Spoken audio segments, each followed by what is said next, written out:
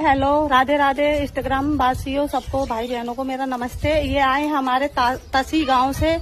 ये जो पैरावनी होती है गांव में, वो थार गिलास लेके आए हैं। ये भैया हैं, ये थार हैं।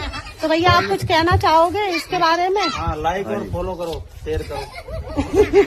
तो इससे थोड़ी होता है, और कुछ बोलो इसके आगे, बोलो। बेच दो और हम जा बसो। अरे नहीं, भूखे गाँव में। भूखा गाँव है, ये बहुत बढ़िया गाँव है। इसमें रास्ते ही सही नहीं है, हम बताओ। रास्ता सब कुछ ठीक है। अब देखो,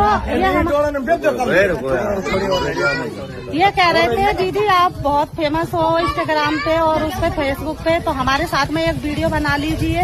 तो मैंने भैया के साथ में एक वीडियो बनाई है, इसको लाइक शेयर जरूर करना और इसको कमेंट भी करना वीडियो।